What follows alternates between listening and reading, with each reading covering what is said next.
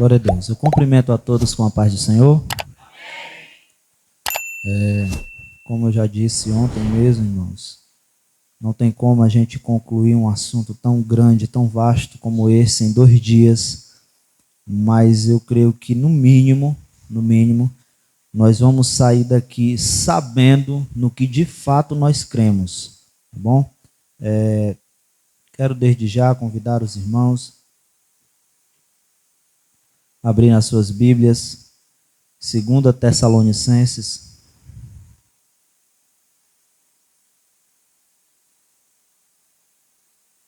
capítulo de número 2.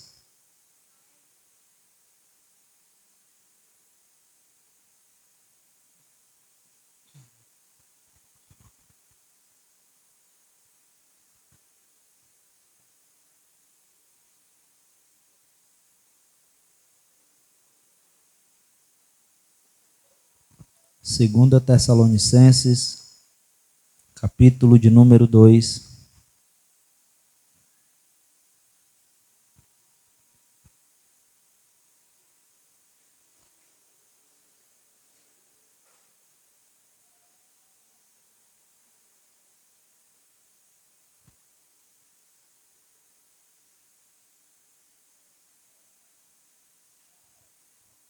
Todos encontraram? 2 Tessalonicenses, capítulo de número 2, diz assim a palavra do Senhor. Ora, irmãos, quanto à vinda de nosso Senhor Jesus Cristo e a nossa reunião com Ele, rogamo-vos que não desistais facilmente do vosso modo de pensar, nem vos perturbeis, quer por espírito, quer por palavra, quer por epístola, como se procedesse de nós, como se o dia de Cristo já tivesse chegado. Ninguém de maneira alguma vos engane, pois isso não acontecerá sem que antes venha a apostasia e se manifeste o homem do pecado, o filho da perdição. Ele se opõe e se levanta contra tudo o que se chama Deus, ou é objeto de culto, de sorte que se assentará como Deus no templo de Deus, querendo parecer Deus. Não vos lembrais de que essas coisas vos dizia quando ainda estava convosco? E agora vós sabeis o que o detém, para que a seu próprio tempo seja manifestado. Pois já o mistério da injustiça opera. Somente há um que agora o detém até que seja afastado. E então será revelado o iníquo, a quem o Senhor desfará pelo sopro da sua boca e destruirá pelo esplendor da sua vinda. A vinda desse iníquo é segundo a eficácia de Satanás, com todo o poder, sinais e prodígios da mentira, e com todo o engano da injustiça para os que perecem porque não receberam amor à verdade para serem salvos. Por isso Deus lhes envia a operação do erro, para que creiam na mentira, e para que sejam julgados todos os que não creram na verdade, antes tiveram prazer na iniquidade. Amém, irmãos. Vai ser nesse texto de 2 Tessalonicenses, capítulo de número 2, do versículo 1 ao 12, que eu quero meditar junto com os irmãos nesta noite. E eu vou ficar na mesma linha de pensamento que o pastor Joacir trouxe ontem uma mensagem em Apocalipse, no capítulo de número 4, tratando do arrebatamento, mostrando que a igreja não estará aqui no período tribulacional. E é sobre esse assunto também que eu quero falar nesta noite, nesta oportunidade, irmãos. O arrebatamento, como muitos já devem saber, arrebatamento significa ser tomado com força, ser levado com violência. No original, irmãos, essa palavra é harpazo. E outro significado também muito importante para essa palavra é reivindicar para si. Reivindicar para si. Qual é a ideia? É que Jesus ele vai reivindicar a sua noiva. ele vai reivindicar aquilo que é dele, porque ele comprou não com ouro e nem com prata, mas com seu preciosíssimo sangue a igreja que pertence a ele. Então vai chegar um dado momento em que ele vai reivindicar aquilo que pertence a ele. Arrebatamento da igreja, irmãos, é um mistério, porque é assim que o apóstolo Paulo ele vai falar na primeira carta aos Coríntios, no capítulo de número 15, versículo 51, ele diz: eis que vos digo um mistério.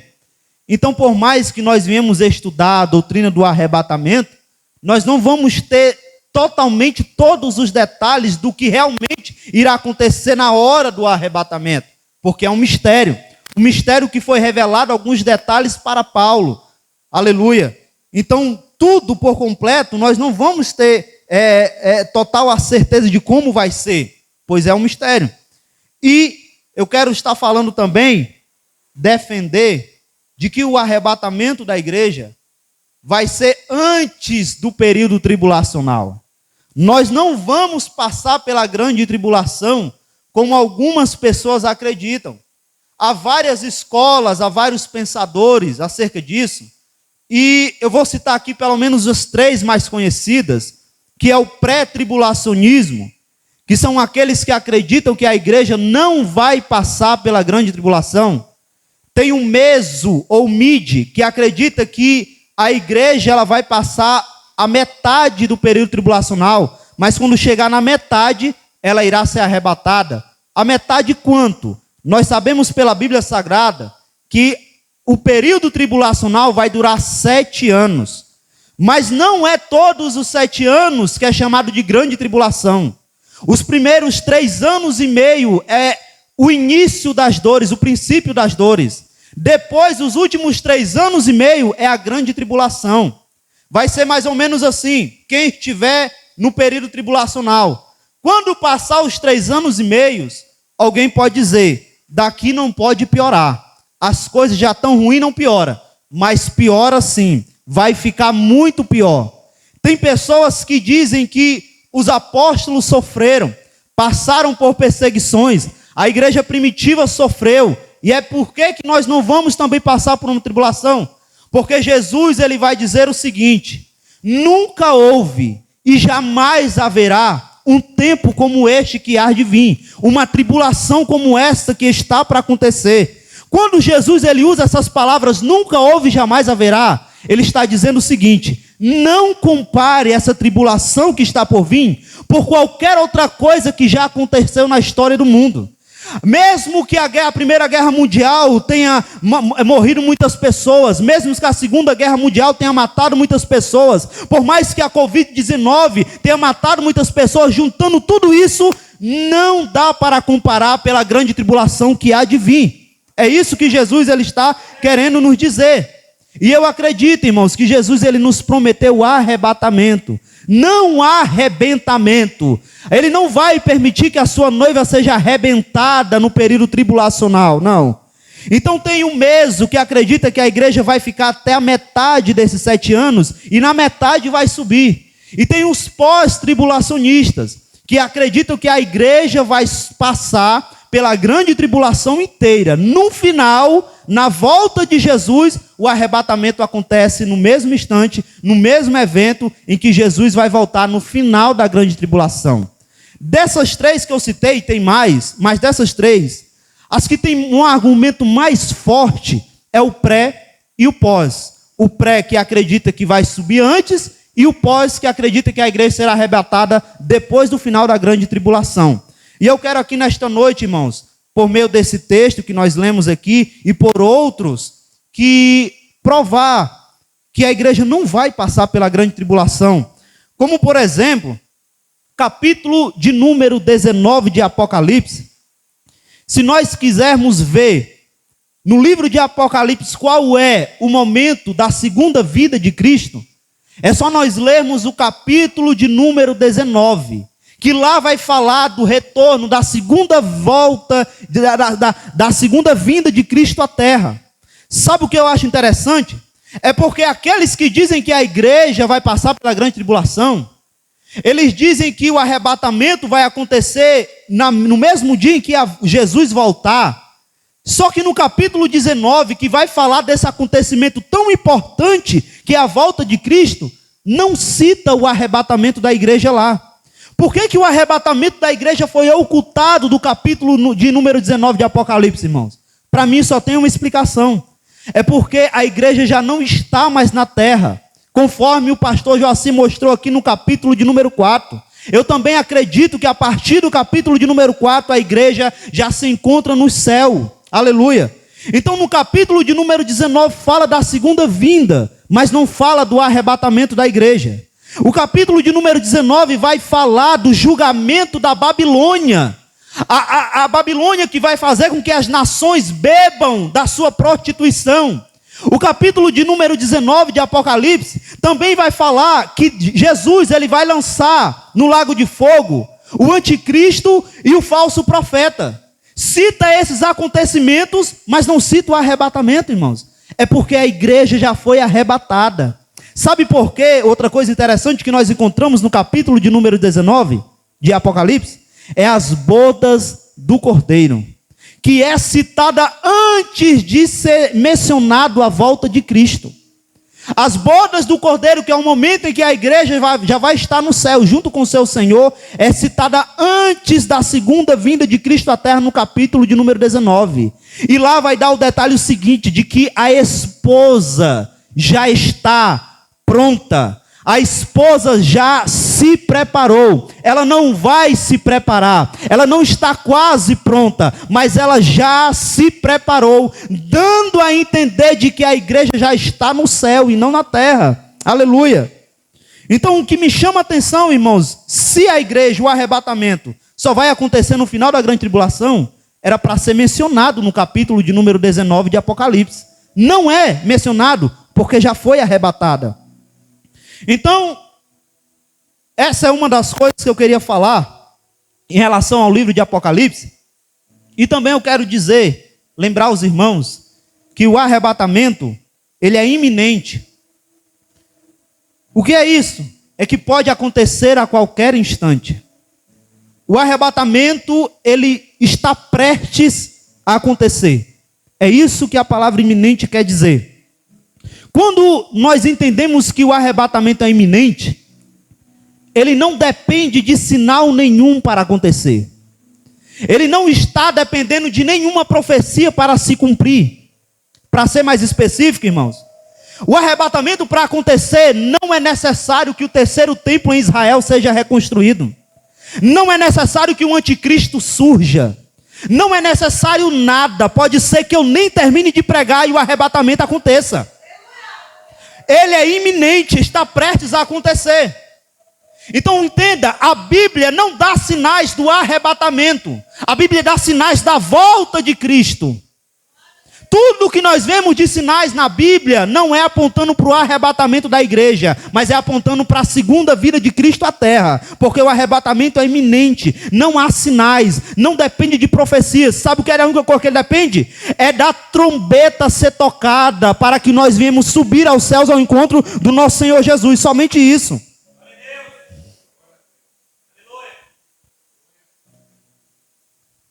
Um dos problemas que nós estamos vivendo hoje, irmãos, e desde muito tempo, é que nós estamos caindo, muitas pessoas estão caindo no mesmo erro em que os judeus caíram lá atrás. Porque no Antigo Testamento vai falar várias vezes, tanto da primeira vinda de Cristo, como da segunda vinda. Só que os judeus nunca entenderam isso. Para eles era uma única vinda. Eles acreditavam que Jesus, o Messias de Deus, ia vir à terra, ia julgar as nações, ia livrar eles dos romanos. É por isso que os judeus até hoje não consideram Jesus como o Messias de Deus, ungido de Deus. Porque eles não acreditavam no Messias que fosse morrer. Eles não acreditavam no Messias que fosse crucificado na cruz. O que eles viam era um rei que vinha julgar, governar com cetro de ferro. É porque eles não faziam uma separação de duas vindas. E é o que acontece também com muitas pessoas hoje que não conseguem separar o arrebatamento com a segunda vinda de Cristo. Eu quero ler um texto aqui que se encontra em Isaías, capítulo 61, o versículo de número 1 e o versículo de número 2.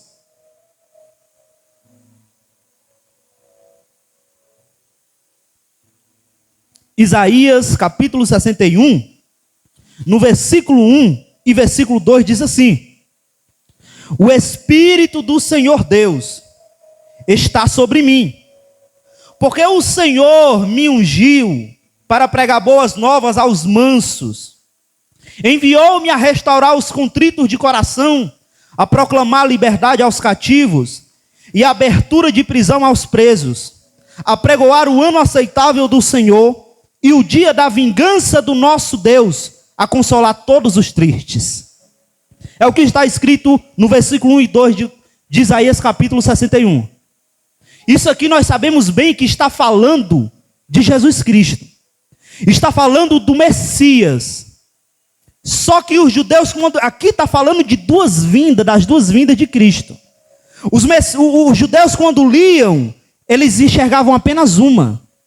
Esse mesmo texto aqui se encontra lá em Lucas 4, versículo 18 e 19. Quando Jesus ele entra na sinagoga, dá um livro de Isaías para ele abre, ele lê exatamente essa passagem aqui, que está aqui em Isaías 61. E quando ele lê, irmãos, ele lê: o Espírito do Senhor Deus está sobre mim, porque o Senhor me ungiu para pregar boas novas aos mansos, enviou-me a restaurar os contritos de coração, a proclamar liberdade aos cativos e abertura de prisão aos presos, a pregoar o ano aceitável do Senhor. E aí ele rola o rolo do livro e fecha. Ele não termina o versículo de número 2, onde diz: e o dia da vingança do nosso Deus, a consolar todos os tristes. Por que ele não termina? Por que ele não conclui dizendo o dia da vingança? Porque o dia da vingança é só na segunda vinda, não era na primeira. A primeira vinda ele vinha para libertar os cativos, consolar. Ele vinha, irmãos, para pregoar as boas novas de Deus. O dia da vingança era só para a segunda. Só que os judeus, lendo isso, eles não enxergavam duas vindas, apenas uma. É mais ou menos assim, irmãos: duas montanhas, uma na frente da outra. Dependendo da nossa posição, nós só vamos conseguir enxergar uma montanha.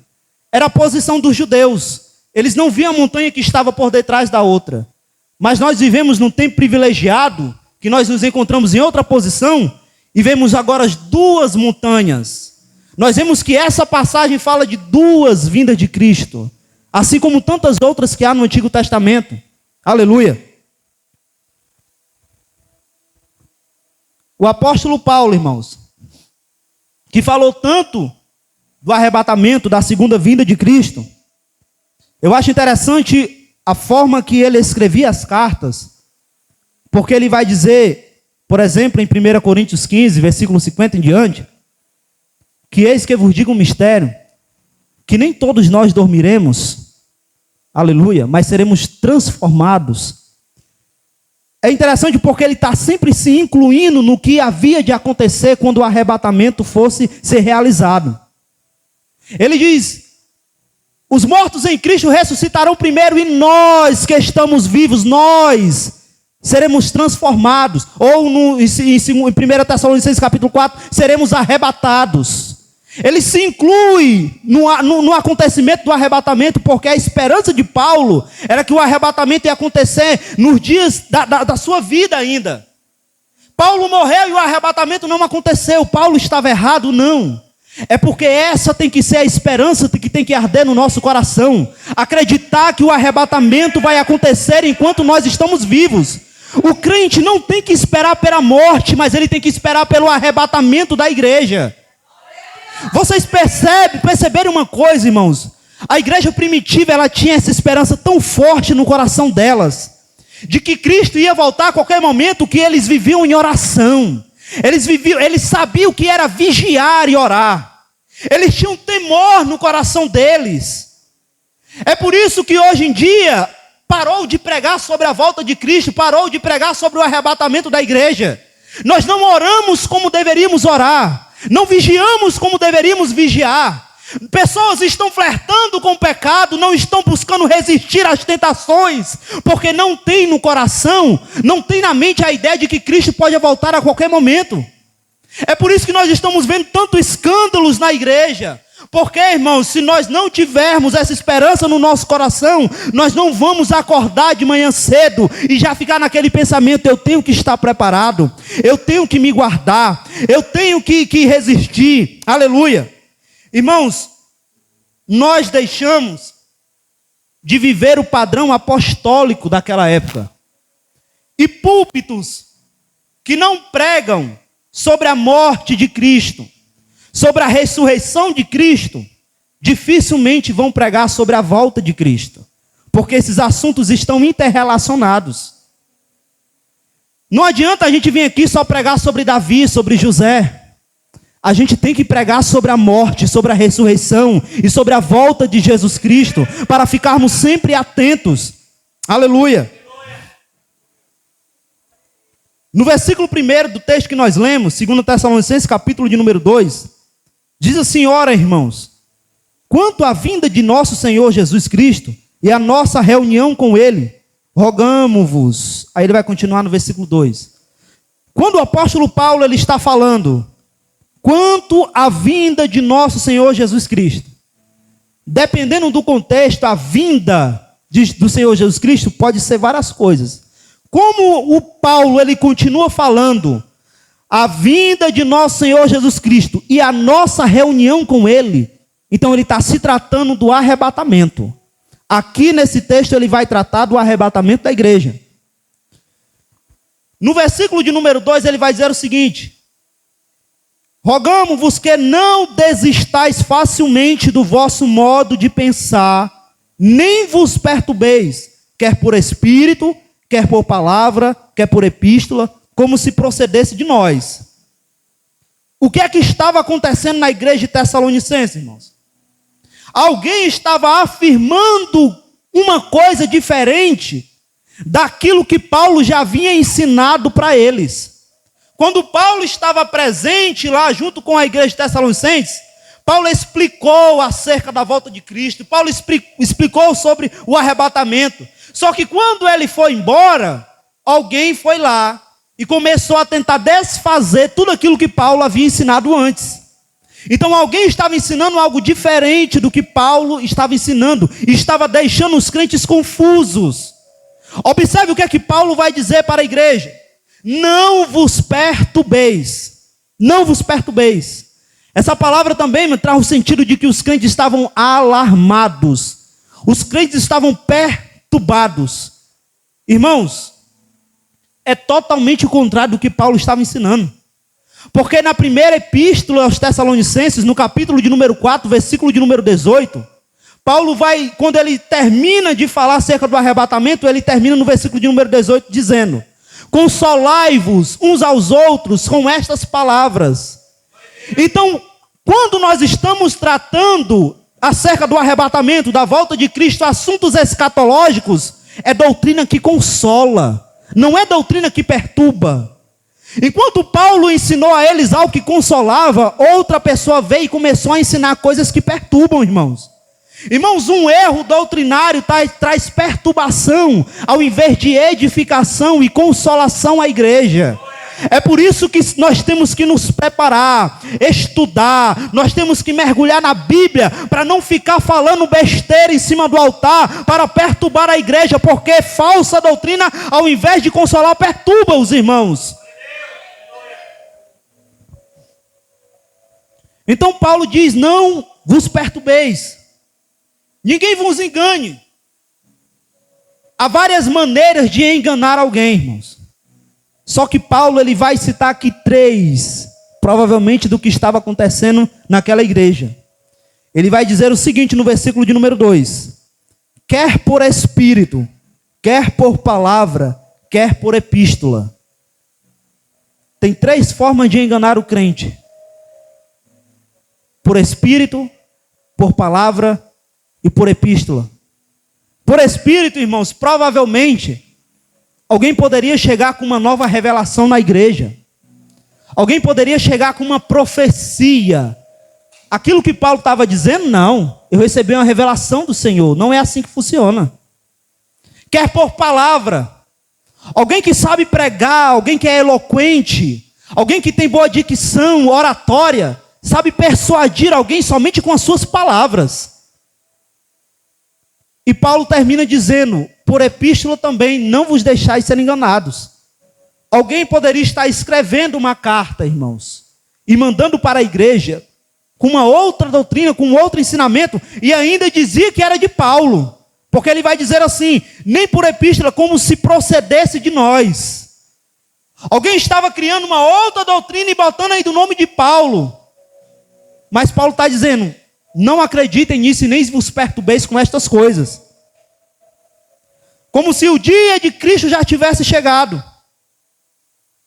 Agora eu quero chamar a atenção dos irmãos, pedir para que os irmãos prestem bem atenção, para que nós venhamos entender perfeitamente o que é que está acontecendo nesses versículos aqui. Vamos imaginar que o apóstolo Paulo, ele era pós-tribulacionista. Vamos imaginar que ele ensinava a igreja que ela só seria arrebatada depois do fim da grande tribulação. Se os irmãos eles já estavam preparados para passar pela grande tribulação, se eles já tinham um entendimento que teriam que passar para ser arrebatado, eu quero entender que ensinamento esta pessoa levou para perturbar eles. Porque pelo pior eles já iam passar. O que é que poderia ser pior do que passar pela grande tribulação? Então eu quero que os irmãos entendam isso. Se Paulo ensinasse isso a eles, mas Paulo não ensinava isso. O que Paulo ensinava à igreja de Tessalonicenses é que o arrebatamento ia acontecer antes do período tribulacional. É que a igreja não ia passar pela grande tribulação. Então a única coisa que poderia causar perturbação naqueles crentes era três coisas. Era se alguém surgisse e levantasse dizendo, o arrebatamento não existe. O arrebatamento é um mito, é uma invenção de Paulo. Vocês vão passar sim pelo período tribulacional. Então aquela igreja que já estava conformada de que não iria passar, eles iriam ficar perturbados, porque sabia que agora não existia mais arrebatamento e teria que passar. O segundo motivo que poderia deixar esse povo perturbado, irmãos, era se alguém chegasse e dissesse, o arrebatamento já aconteceu e vocês ficaram. Se isso acontecesse, eu ficava perturbado também. O arrebatamento aconteceu e eu fiquei. Eu ficava muito perturbado, irmãos. Então isso também poderia deixar aquele povo perturbado. Agora, outra coisa que poderia deixar eles perturbados é Paulo ensinar que o arrebatamento ia acontecer antes da tribulação e chegasse um pós-tribulacionista lá dizendo que eles iam enfrentar a grande tribulação.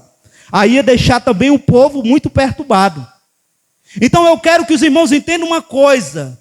O arrebatamento não tem como causar perturbação em uma igreja. A não ser que a igreja esteja já, irmãos, consciente de que não vai passar pelo período tribulacional e alguém chegasse ensinando outra coisa totalmente o contrário. Isso sim causaria perturbação neles. Agora me diga uma coisa.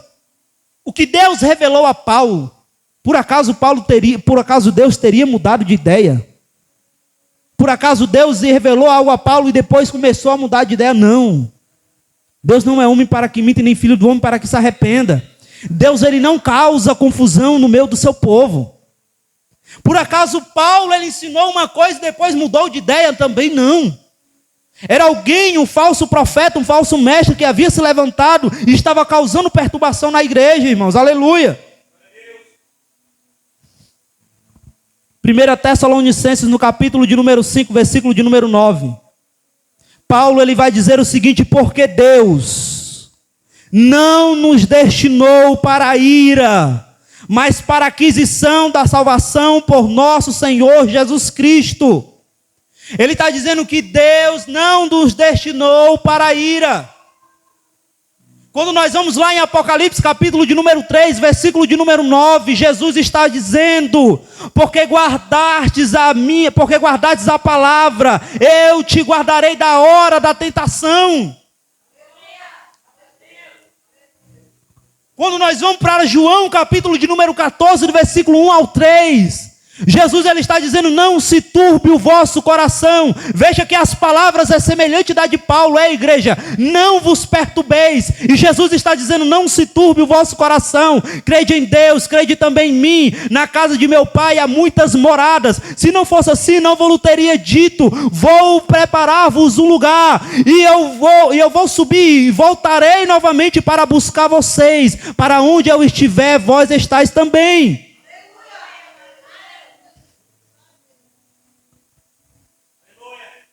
Não estamos predestinados para ir, irmãos. Então qual era a perturbação aqui do povo? No final do versículo de número 2, Paulo ele encerra o versículo de número 2 dizendo o seguinte: como se o dia de Cristo já tivesse chegado, como se tivesse chegado, mas não havia chegado ainda. Versículo 3: ninguém de maneira alguma vos engane, pois isso não acontecerá sem que antes venha a apostasia e se manifeste o homem do pecado e o filho da perdição. Presta atenção, porque Paulo ele está dizendo o seguinte: igreja, não precisa se perturbar, porque o dia do Senhor ainda não chegou. O dia de Cristo. E o que é o dia do Senhor? Tem pessoas que ainda não sabem o que é. O dia do Senhor não é o arrebatamento. O dia do Senhor não é a segunda vinda de Cristo. O dia do Senhor é exatamente o período tribulacional. Toda vez que você lê no Antigo Testamento falando do dia do Senhor, é exatamente isso, é o período tribulacional, é o que vai acontecer na grande tribulação. No Novo Testamento também vai falar algumas vezes com palavras diferentes. O dia do Senhor, o dia de Cristo, aquele dia, o dia. Então Paulo ele está dizendo, o dia do Senhor ainda não chegou, o dia de Cristo. Até porque se o dia de Cristo fosse algo bom, eles não estariam perturbados. Porque era exatamente isso que estavam ensinando a eles. Igreja, o dia de Cristo já chegou. E eles ficaram perturbados é porque eles sabiam, Paulo já tinha ensinado a eles, que o dia de Cristo era o período tribulacional. Aleluia. Quando no versículo de número 3 diz assim, ninguém de maneira alguma vos engane, pois isso o quê? Aí aqui outras pessoas também confundem. No versículo 1, Paulo ele está falando da reunião, da nossa reunião com Jesus nos ares. Ele, no versículo 1 está falando do arrebatamento. No versículo 2 ele vai citar o dia do Senhor. Aí no versículo 3 ele vai falar, ninguém de maneira alguma vos engane, pois isso o quê? O dia de Cristo. Não é isso o arrebatamento, que está lá no versículo 1. É o dia de Cristo que está no versículo de número 2. Ele diz, pois isso não acontecerá sem que antes venha a apostasia e se manifeste o homem do pecado, o filho da perdição. Lembra que eu disse que o arrebatamento é iminente? Ele não depende de nada para acontecer, pode acontecer a qualquer momento. Então, mas o dia de Cristo sim, depende de algumas coisas. E depende de quê? Que uma grande apostasia aconteça e que apareça o anticristo. O período tribulacional não vai começar antes que isso aconteça. Que o anticristo apareça e um grande apostasia se inicie também. A apostasia sempre existiu na história da igreja. Mas é uma apostasia mais intensa ainda. Daqui Paulo ele vai falar em 1 Timóteo capítulo 4, 2 Timóteo capítulo de número 3. Ele vai citar lá o caráter dessas pessoas. Vai citar o que eles fazem, o que eles pensam, a doutrina deles. Mas no final, lá no versículo de número 10, se não me falha a memória, ele vai dizer o seguinte para Timóteo, tu porém, aleluia, não faça a mesma coisa que eles. Tu, porém, é diferente, tu, porém, é separado. O mundo pode fazer muitas coisas, pessoas dentro da igreja podem agir como apóstatas, mas tu não faça igual. É isso que Paulo está nos ensinando. Então vai primeiro acontecer a apostasia, e também vai aparecer o anticristo para depois a começar o dia do Senhor, que é o período tribulacional. E isso, irmão, já tem acontecido o arrebatamento da igreja. Como eu disse, irmãos, o dia do Senhor ele não faz referência ao arrebatamento e nem à segunda vinda de Cristo, mas se trata exatamente do período tribulacional. Por quê, irmãos? Paulo ele dá aqui a cronologia das coisas que iriam acontecer. do versículo 1 ao 3, nós vemos que no versículo 1 acontece o arrebatamento. No versículo 2, irmãos, ele vai explicar que o período tribulacional só vai acontecer depois da apostasia e depois do surgimento do anticristo. Versículo de número 4, ele diz o seguinte: ele se opõe, falando do anticristo, ele se opõe e se levanta contra tudo o que se chama Deus ou é objeto de culto, de sorte que se assentará como Deus no templo de Deus, querendo parecer Deus. Satanás não apenas se opõe a Cristo, mas também deseja ser adorado e obedecido no lugar de Cristo.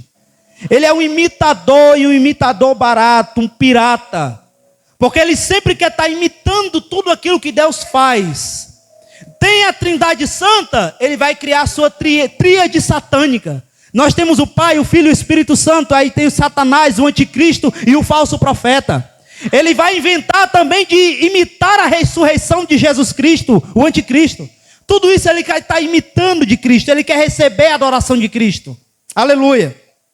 Aí no versículo de número 5 em diante, ele vai continuar dizendo: não vos lembrais de que essas coisas vos dizia quando ainda estava convosco? Então veja que Paulo ensinou tudo a eles enquanto estava presente. E muita coisa, irmão, não está escrito nas cartas de Paulo. No versículo 6, e agora vós sabeis o que o detém, para que a seu próprio tempo seja manifestado. Pois já o ministério da injustiça opera somente a um que agora o detém, até que seja afastado. Por que o anticristo ainda não surgiu? Porque Paulo está dizendo, tem um que o detém. Tem alguém que está detendo o surgimento do anticristo. No versículo de número 6, Paulo, ele vai usar uma expressão que é neutra. Nem é masculino, nem feminino. No versículo de número 7, ele já muda, ele usa uma expressão, um pronome masculino. Aquele que o detém. Há também vários pensamentos acerca de quem é esse que está detendo o anticristo de aparecer. Tem vários pensamentos, porque Paulo ele não deixou claro, ele não deixou a resposta. Então quem é esse que o detém, aquele que o detém? Eu vou citar pelo menos duas aqui, os mais, que tem uma majoritária de pessoas que acreditam. A primeira linha de pensamento, irmãos, algumas acreditam que aquele que detém o anticristo seja a lei e a ordem, que seja o governo do homem. Só que eu não acredito nesse pensamento por pelo menos duas razões. Primeiro, porque o repressor, aquele que detém o anticristo, tem que ser mais forte do que Satanás. E o governo do homem, a lei do homem, não é mais forte do que o diabo. O segundo motivo que eu não acredito nisso, porque eles acreditam que é a lei que está detendo o anticristo, só que na grande tribulação, no período tribulacional, quando o anticristo assumir o poder, ele mesmo vai usar a lei a favor dele. Ele mesmo vai criar um governo rígido e poderoso. Como é isso? Aqueles que não tiverem a marca da besta não vão comprar e nem vender. Aquele que não tiver o sinal da besta não compra e nem vende. E alguns anos atrás nós tivemos mais ou menos a ideia de como vai ser. No período da Covid-19, no lockdown, alguns estabelecimentos não permitiam que a gente comprasse se não mostrasse o cartão de que a gente estava vacinado. Cinemas, nós não poderíamos comprar ingresso para assistir um filme se não mostrasse o cartão que já havia tomado a vacina. Então, no período do anticristo vai ser da mesma forma. Se não aceitar a marca da besta, não compra e nem vende. Vai ser a lei do anticristo. E é por isso que eu acho que não é a lei que detém o anticristo de surgir, de aparecer. Quem eu acredito, irmãos, também é outra ideia que também tem muitas pessoas que assim creem. É que é o próprio Deus. Porque ele é o único que é capaz de deter o diabo. E nós vemos isso no livro de Jó. Que Jó o diabo apenas observava a vida de Jó de longe. Porque Deus havia colocado um cerco tudo no que ele tinha, na vida dele. Para o diabo tocar nas coisas que Jó tinha e na saúde dele, teve que pedir permissão a Deus. Então, quem tem poder para deter o mal é o próprio Deus. É o Espírito Santo que está detendo o surgimento do anticristo. Como eu disse lá no versículo de número 6, o pronome que Paulo usa é neutro. E a palavra espírito no grego é pneuma, é neutro também.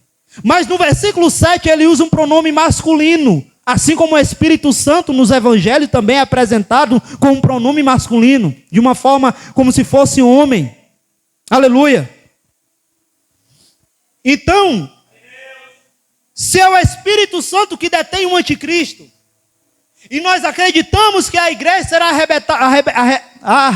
arrebatada, vai dizer arrebentada, não vai ser arrebentada, vai ser arrebatada, aleluia.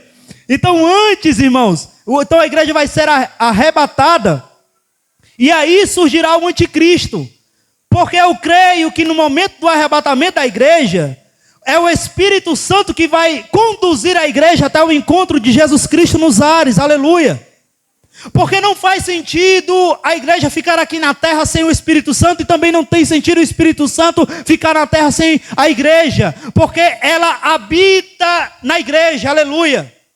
Só que quando o Espírito Santo subir, não é que ele não vai mais estar na terra, não, porque ele é onipresente, ele está em todos os cantos. Só que como eu já disse aqui em outra pregação, no dia de Atos capítulo de número 2, no dia de Pentecostes, quando o Espírito Santo desceu sobre a igreja, ele passou a agir de uma forma especial. Ele passou a agir de uma forma diferente do Antigo Testamento. Então quando o arrebatamento acontecer, esse modo especial que o Espírito Santo age no meio da igreja, ele vai deixar de agir assim, vai agir como ele agia no Antigo Testamento. Ele vai usar apenas algumas pessoas, porque ele vai usar. Nós vemos no livro de Apocalipse, como por exemplo, as 2 testemunhas. Nós vemos no livro de Apocalipse que pessoas irão se arrepender no período tribulacional. E só o Espírito Santo para levar o homem ao arrependimento. Só que ele vai passar a agir como ele agia no Antigo Testamento. Então entenda uma coisa. Que o Espírito Santo, irmãos, quando ele subir com a igreja, a sua obra de restrição terminará. Então o anticristo vai surgir. Ele vai aparecer, aleluia. O arrebatamento da igreja, irmãos, ele mudará tudo. Ele vai desencadear uma série de acontecimentos escatológicos. Quando o arrebatamento acontecer, vai mudar muita coisa. Por quê? Porque a igreja é o sal da terra e a luz do mundo. Aleluia. Quando Jesus disse que nós somos o sal da terra, irmão, nós temos que voltar lá para a época de Jesus. Porque naquela época não tinha geladeira, não tinha freezer. Então para eles conservarem a carne, eles tinham que botar a carne no sal, para preservar ela, para impedir que ela viesse a apodrecer. Quando Jesus tirar o sal da terra, esse mundo vai apodrecer. Esse mundo não vai mais prestar para nada, porque aquilo que preservava o mundo será retirado. Jesus disse que nós somos a luz do mundo. Quando Jesus tirar essa luz, o mundo vai mergulhar em densas trevas. É por isso que eu estou dizendo, um arrebatamento vai mudar muitas coisas. Serão dias difíceis para todos aqueles que estiverem na terra, irmãos. Serão dias de ira, serão dias de julgamento. Tudo que eu vou citar aqui é tirado da Bíblia. Serão dias de indignação, serão problemas, serão dias de destruição, dias de escuridão, dias de transtorno, dias de castigo. Está escrito na Bíblia que os homens desmaiarão de temor. Homem vai desmaiar de medo. Vai ter homem orando ao monte: monte, caia sobre mim, porque não está aguentando a ira de Deus sobre ele. Está escrito na Bíblia, irmãos, que apodrecerão os olhos dentro da órbita ainda do homem. A língua vai apodrecer dentro da boca, vai parecer um zumbi andando por aí. Dias terríveis estão para vir após o arrebatamento da igreja. Aleluia. Versículo de número 7. Paulo diz: pois já o mistério da injustiça opera. Somente há um que agora o detém. E como eu acabei de citar, quando o arrebatamento da igreja acontecer, muita coisa irá mudar. Aquilo que preservava o mundo já não estará mais aqui. As pessoas criticam a igreja. As pessoas falam mal da igreja. Porque elas não entendem que a presença do povo de Deus neste mundo é que dá a elas, que não são salvas, a oportunidade de se arrepender e serem salvas. Aleluia. Elas criticam porque não entendem isso. Elas reclamam do povo de Deus porque elas não entendem que a presença da igreja na terra adia a vinda do julgamento para elas. Por exemplo, nós vamos lá em Gênesis no capítulo de número 19, quando os anjos chegam em Sodoma e Gomorra, eles pedem para Ló se apressar para sair com sua família daquela cidade. No versículo de número 22, o anjo diz a seguinte palavra para Ló: apressa-te, escapa-te para ali, porque nada poderei fazer enquanto não tiveres ali chegado. Em outras palavras, Sodoma não vai ser destruída, Ló, enquanto você estiver aqui dentro. Saia para que Deus lance o juízo sobre esta terra. Aleluia. A grande tribulação não vai dar início enquanto a igreja do Senhor Jesus estiver aqui. Mas quando ela subir, então vai começar esse período difícil, tribulacional. Aleluia.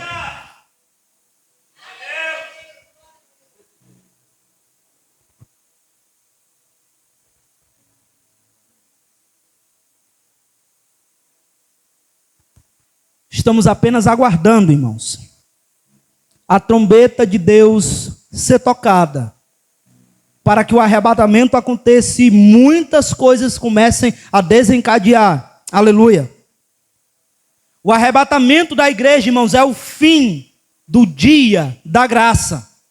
E ela vai marcar o início do dia do Senhor. Esses dias de ira de Deus. Quando o arrebatamento acontecer, irmãos, então tudo aquilo que a gente vê em Apocalipse vai começar a acontecer. Os 7 selos serão abertos. As 7 trombetas serão tocadas. As 7 taças de Deus serão derramadas sobre a terra. E o mundo vai ser... o mundo vai perder o número grande de pessoas vivas em terça parte. Então, quando a trombeta tocar e o arrebatamento acontecer, é o fim do dia da graça. E o início do dia do Senhor. É isso que Paulo está explicando aqui nesse texto. Quando nós vamos no versículo de número 11. Por isso Deus, irmãos, vai dizer o seguinte. Aliás, eu vou ler a partir do versículo de número 8. E então será revelado o iníquo, que é o anticristo, a quem o Senhor desfará pelo sopro da sua boca e destruirá pelo esplendor da sua vinda. Mas antes que Deus faça isso com ele, no versículo 9 diz: a vinda desse iníquo é segundo a eficácia de Satanás, com todo o poder, sinais e prodígios da mentira, e com todo o engano da injustiça para os que perecem porque não receberam amor à verdade para serem salvos. Por isso Deus lhes envia a operação do erro, para que creiam na mentira. O anticristo vai vir, irmãos, e o falso profeta também, e esse falso profeta vai realizar muitos milagres. Os milagres é de mentira? Não, os milagres serão de verdade. Só que há uma diferença, porque quando Deus ele realiza o milagre, ele está abrindo a porta para o evangelho ser pregado e essa pessoa ser liberta pela verdade. Mas quando o falso profeta, o anticristo, realizar esses milagres, eles vão apenas estar engodando as pessoas na sua mentira. É para esse o intuito dos milagres deles, irmãos. E eu fico aqui pensando, eu li esse texto, como muitas pessoas vão ser enganadas e vão se sentir atraídas pelos milagres que eles vão realizar. Como vão? Porque hoje ninguém quer mais saber da palavra de Deus. Hoje as pessoas querem saber do movimento. As pessoas estão buscando um forrozinho. As pessoas estão buscando profecia, revelação. Eu posso dizer uma coisa, irmãos? A igreja aqui hoje, ela não está lotada, não é por conta do tema, não. É porque é pregador de casa. Porque se fosse de fora, ontem e hoje estava faltando cadeira. Se fosse, eu fizesse um cartaz de uma pessoa que é bom de profecia, aqui estava cheio. Aleluia. Esse povo que só busca a revelação, mas não querem compromisso com a palavra de Deus, são os mais fáceis de serem enganados. Aleluia. Jesus, quando ele vai falar de João Batista, ele vai dizer o seguinte: dentre os nascidos de mulher não há um maior do que ele. Aí eu me pergunto, o que foi que João Batista fez de tanto assim, irmãos? Porque lá em João capítulo 10 vai dizer que ele não fez nenhum sinal, nenhum milagre, mas vai dizer o seguinte: tudo o que ele falou de Jesus foi verdade. O que é mais importante, fazer milagre ou pregar a verdade acerca de Jesus Cristo? Aleluia, que salva, que liberta. E quem está falando aqui não é sensacionista e nem presbiteriano, não. Eu sou pentecostal, eu acredito nos dons espirituais, eu acredito que Jesus batiza, mas a palavra de Deus tem que ser prioridade na nossa vida. Aleluia.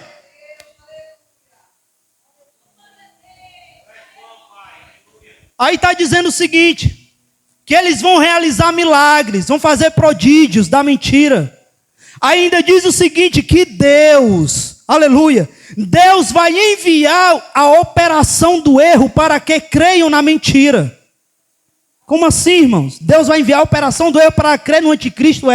Sabe por quê? Isso aqui está falando no versículo de número 11. Quando a gente vai lá no versículo de número 10, diz o seguinte, porque eles rejeitaram o amor da verdade. No versículo de número 12 diz que eles sentiam prazer nas suas iniquidades. Quem rejeita o amor da verdade é porque ama os seus pecados. Então, quando essas pessoas rejeitam tanto a verdade de Cristo, Cristo entrega a elas as operações do erro, da mentira, do engano. Deus, irmãos, Ele dá o que tanto o homem busca. O homem quer engano, então Deus vai ter que dar. O homem gosta da mentira, então Deus vai dar a mentira para ele. Nós vemos isso, irmãos, na vida de Faraó. Porque muitas pessoas entendem que Deus obrigou Faraó a endurecer o coração. Só que antes de surgir um versículo dizendo que Deus endureceu o coração de Faraó, está escrito que Faraó endureceu o seu coração. Aleluia. Quando Faraó endureceu o seu coração, Deus endureceu o coração de Faraó. Quando o rei de Israel rejeitava os verdadeiros profetas, Deus enviava um espírito de engano para falar nas bocas dos falsos profetas para enganar o rei. Quando, irmãos, os homens praticam a impureza, Deus os entrega aos prazeres de seus corações para a impureza. É por isso que em Apocalipse capítulo de número 22, versículo 11 está escrito: quem é injusto, seja injusto. Ainda, quem é sujo, seja sujo ainda. E quem é justo, seja justificado ainda. E quem é santo, seja santificado ainda. Está sujo? Pode mergulhar na lama, meu filho. Sabe por quê? Porque os hábitos formam o caráter. E o caráter define o nosso destino. Não quer mudança? Então o seu destino está predestinado. Aleluia. Glória a Deus. Paulo, ele está querendo desfazer essa confusão que estava na igreja, irmãos. Ensinando a eles que a reunião com Cristo era certa, que o dia do Senhor ainda não havia chegado, que o arrebatamento não seria após a tribulação. Tudo isso Paulo estava ensinando aos crentes de Tessalônica. Quando nós vamos lá, irmãos, na parábola do bom samaritano, Lucas capítulo de número 10, a partir dali do versículo de número 30, explicando aqui com uma ótica escatológica, nós vemos que os salteadores pode ser o pecado que tanto nos maltrata, o diabo, os nossos prazeres carnais, o mundo, que nos lança no chão e nos deixa lá para morrer. E o bom samaritano é Jesus Cristo. E quando ele chega, ele se desmonta do seu animal, ele começa a tratar as feridas daquele homem quase morto. E ele vai usar azeite e vinho. Jesus derramou o seu precioso sangue na cruz por amor a nós, para remir os nossos pecados. E ele nos revestiu com seu Espírito Santo, a partir de Atos capítulo de número 2. Azeite e vinho, vinho, sangue, azeite e Espírito Santo. Quando ele pega aquele homem, ele leva até uma estalagem, a igreja, e pede para que o hospedeiro cuide dele. Ele dá 2 denários para aquele homem cuidar daquele homem ferido. 2 denários equivalia 2 dias de trabalho. E quando nós vamos para a epístola de Pedro, ele vai falar uma coisa muito interessante, que um dia para o Senhor é como 1000 anos, e 1000 anos é como um dia. Então 2 denários equivale a 2 dias de trabalho. 2 dias, 2.000 anos, 2.000 anos, 2 dias, para Deus tanto faz. Quando Pedro ele escreve isso, ele não está sendo um poeta, ele está sendo inspirado pelo Espírito Santo de Deus. Então vamos pensar o seguinte: desde o nascimento de Cristo já passou-se mais de 2.000 anos. Mas fica uma pergunta: a gente começa a contar do nascimento ou do dia que ele foi assunto aos céus? Porque se foi do nascimento já passou. Mas se for contar a partir do dia que ele foi assunto aos céus, ainda não passou mais de 2.000 anos. Mas e se tiver passado, não tem problema. Porque quando o bom samaritano ele paga os 2 denários, ele diz: se tu gastares alguma coisa a mais, quando eu voltar, eu te pagarei, eu retribuirei, eu restaurarei. Aleluia. Eu quero dizer, meus irmãos, nós já estamos vivendo nesse a mais. Nós já estamos vivendo nesse a mais. Por isso que não é tempo de se preparar. Já é tempo de nós estarmos preparados. Aleluia. Porque a qualquer momento a última alma será acrescentada à igreja. A qualquer momento o último membro será acrescentado ao corpo de Cristo. E a trombeta vai tocar e nós seremos arrebatados. Aleluia. Apocalipse capítulo de número 3, no versículo de número 20, é a última carta que Cristo escreve à igreja. Sabe o que é que ele vai dizer? Eis que estou à porta. Ele não disse eu estou chegando, eu estou quase chegando, eu estou à porta. Se prepare porque o arrebatamento vai acontecer. Aleluia. Enquanto o catolicismo está esperando, irmãos, o purgatório, o espiritismo está esperando a reencarnação, a igreja de Jesus Cristo está esperando o arrebatamento, para que os nossos corpos sejam transformados de incorruptibilidade. Aleluia! Oh Espírito Santo de Deus, aleluia! A pregação do arrebatamento, irmãos, ela bate de frente com a teologia da prosperidade. Porque enquanto muitas igrejas e pastores estão ensinando para a gente amar as coisas do mundo, conquistar as coisas do mundo, o arrebatamento nos ensina o seguinte: você vai subir, a tua casa vai ficar, você vai subir, o teu carro vai ficar, você vai subir, a roupa vai ficar, para servir de testemunho de que você foi ao encontro de Jesus. Louvado seja o nome do Senhor Jesus, aleluia. Nós, irmãos, devemos voltar para o padrão apostólico. Não é dizer que o arrebatamento vai acontecer algum dia, não sei quando, alguns anos. Não, nós temos que dizer com toda convicção e certeza: eu vou participar desse momento. Eu vou participar do encontro com Cristo nos ares. Eu vou participar das bodas do Cordeiro, aleluia. Nós temos que estar preparados quando a trombeta tocar, porque o arrebatamento é uma realidade, aleluia. Temos que nos apegar de tudo aquilo que está nos afastando de Cristo, daquilo que está nos esfriando. Meu Deus do céu, o relógio de Deus não para, aleluia. Nós temos que pensar o seguinte: se Deus expulsou Adão do jardim que já estava dentro só por causa de um pecado, acha que ele vai deixar alguém entrar no céu com vários pecados? Ou a gente se converte, ou a gente fica, ou a gente se arrepende, ou a gente não sobe, aleluia. Nós devemos deixar-nos ser transformados, regenerados pelo Espírito Santo.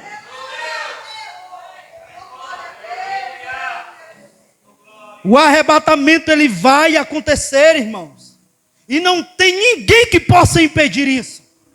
Ninguém pode impedir do arrebatamento acontecer. Aleluia. Aí nós devemos parar para pensar, fazer uma autoanálise, começar a nos perguntar: a trombeta vai tocar, o arrebatamento vai acontecer. Após o arrebatamento, onde eu vou me encontrar? Será que eu vou continuar na terra? Eu vou ver os noticiários do mundo noticiando, dizendo uma multidão de gente desapareceu, sumiu. Será que eu vou ver o anticristo tomando o poder? Será que eu vou me encontrar na terra e tendo que tomar decisão? Eu aceito o sinal da besta ou eu sofro por não aceitar?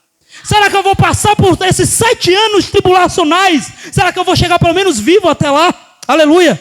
Ou será que eu vou me encontrar no céu, nas bodas do Cordeiro, diante da Trindade Santa, numa paz, numa comunhão com eles?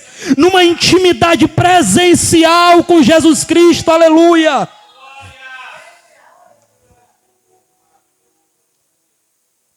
Jesus, irmãos, ele sempre nas suas pregações, ele falou: vigiai e orai, aleluia.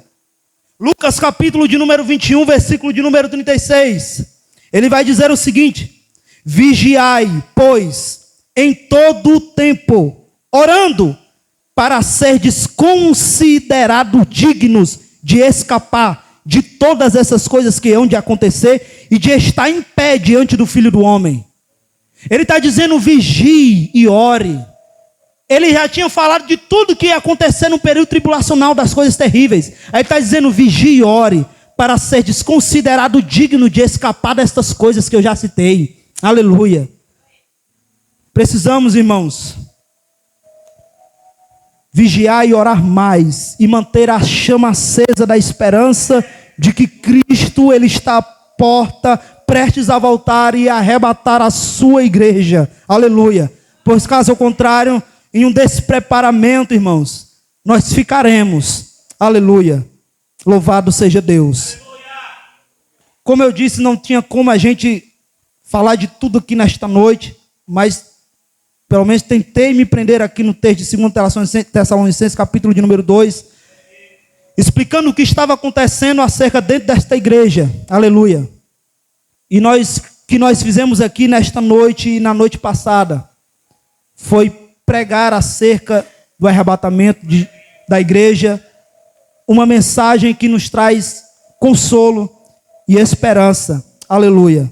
Aqui eu quero agradecer a minha rica oportunidade em nome de Jesus.